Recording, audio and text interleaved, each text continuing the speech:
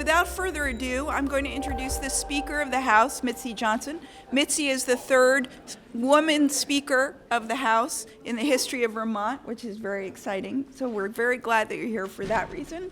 And we're also very glad that you're here to help us celebrate Nonprofit Advocacy Day.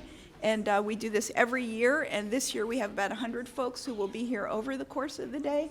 And the event is sponsored by Common Good Vermont, and our focus is to meet new legislative leaders and to talk about what's happening under the dome and the impact of federal cuts on the budget of our organizations and our communities. So without further ado, please welcome Mitzi Johnson, the Speaker of the House. Hi, everybody. Hi. Good morning. I want to first thank all of you for pushing the pause button on the critical work that you do for our communities around the state. To come to the State House and just talk with legislators, to put your face in front of all of us to say, here's how we make Vermont tick. Because it's really all of your work that is so crucial to help building a strong, healthy future for our state. And I know Vermonters count on all of your organizations for many, many aspects of their lives, from really critical human services to waste disposal to, I mean, it's really incredible, the broad range. I've worked a chunk of my life in the nonprofit world, with issues of marriage equality, anti-hunger, and I'm currently the executive director for a nonprofit that does leadership training and advocacy for complex problem solving, which has a little bit of overlap with my winter job. We are just starting to hear more and more about the proposed federal budget. And just like our process, the executive branch proposes and the legislative branch disposes. And so the budget still has to work its way through the process. It still needs a significant number of votes in the Senate. So we are keeping a very close eye on it, but are very, very concerned about the hundreds and hundreds of millions of dollars of impact that the federal budget would have, as proposed by the president, would have. We are doing our best to hope for the best, but prepare for the worst in the state. I've appointed Sarah Colpin-Hansis, the representative from Bradford, to head up a team that keeps in very close contact with our federal delegation and is essentially compiling response teams depending on where changes actually come. So the second we find out that something has actually moved forward with this particular element of healthcare or this particular issue with disability services, my chief of staff, Catherine, will be on the phone in a heartbeat getting those people around the table. We are also looking at some language today that would go in the House version of the budget, which is expected to pass this week or early next week. That pass out of committee and be on the floor late next week. So the language in the budget would lay out the process to say that here's what the Joint Fiscal Committee is responsible for, and the Speaker would have authority to pull together policy committees when we start hearing exactly which parts of the federal budget may move through and seriously impact Vermont. So we are looking to prepare for the off session. Being a part-time citizen legislature, it can be difficult to respond to things that happen in the off session, but we're going to be laying out plans to make sure the legislature can still stay very engaged in the budget, and we'll go so far as to have members block off some time in the fall to say we may need to come back for a special session to talk about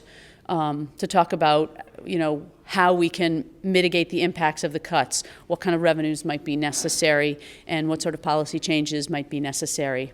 I think that's probably the overview. If you have any questions, I'd be happy to take a few questions. And do you want to just otherwise, speak to what's happening in the legislature So we're worried about the federal cuts, but the legislature's been responding to the governor's budget, and what's passed over? This is the Passover period, actually crossed over. Sorry, not the Passover period. We're getting there too. The crossover period where bills go from the House to the Senate and the Senate to the House. So what should we be looking for in terms of the legislation that actually has legs that you think will be moving this session?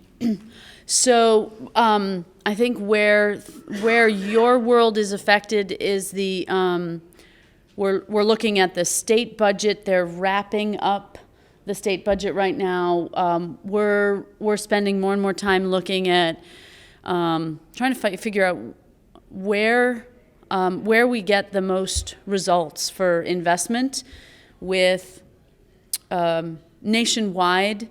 States are seeing revenues. Revenues aren't declining, but the growth rate is slowing down, which means our state budget can't grow as much. Even if we raise more revenue, those revenues still don't grow as fast as pressures on the budget do.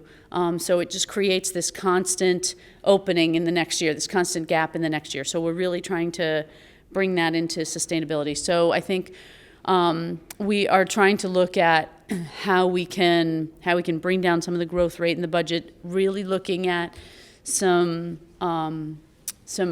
management savings, some use of overtime within the state, but we also, and this may affect some of you, we're also looking at some language that would start to better evaluate some of the grants that the state gives, and I know there's some language to try to have a little bit of a slow step down. I know that for a lot of agencies that depend on state grants, the federal fiscal year or the state fiscal year and the nonprofit fiscal year don't always align. Many nonprofits use the calendar year, so we're looking at a construct that would continue funding for this whole calendar year, but begin to step down beginning in the next calendar year to allow for some transition time, and allow for a little more, I think, evaluation of what some of those measurements are, what some of the return on investment is, because we're really very concerned about the federal budget and that impact, and we need to be prepared to make sure that we've got the resources, both within the state and for the nonprofits, that take care of the most vulnerable Vermonters that could see some very serious impacts. Thank you. Other questions for the speaker? Well, thanks again for being here. I hope you do take time to reach out to your legislators if you haven't done that already. There are pages. They're the 13-year-olds running around in green jackets. Feel free to hand them a note that they can deliver to your representative to say, hey, I'd love to meet you at this time at this place. Don't say lunch in the cafeteria. Give a specific area of the cafeteria. It's a big place. So. What's happening today? The House is on the floor this morning and this afternoon? The House is on the floor at 9:30 because we still have a number of bills, because of crossover, we still have a number of bills to discuss on the floor. And we have a joint session with the Senate at 4 o'clock for judicial retention. So so we had to move the floor action back from this afternoon to be able to have the time we needed or anticipate, because you never quite know how long debate's going to take. And judicial retention is? Judges are appointed for a certain period of time, and then there is a judicial nominating or judicial retention committee that goes through their resume and their work and listens to any potential complaints that people have had against any judges to say, okay, should they serve for another X number of years? And then the legislature has to approve that. So the Judicial Retention Board has done their work. They've come to a series of recommendations about which current judges should be retained. And there are 14, I think, give or take, up for retention. And so at 4 o'clock, we will hear a whole series of speeches about each of those judges and why the committee came to the decision they did, and then the legislature will vote. Great. Thank you So. for that. So now you have a little more insight about what's happening here today. Thank you so much. Great. Speaker Thank you, Johnson. Lauren. Great. Thank you.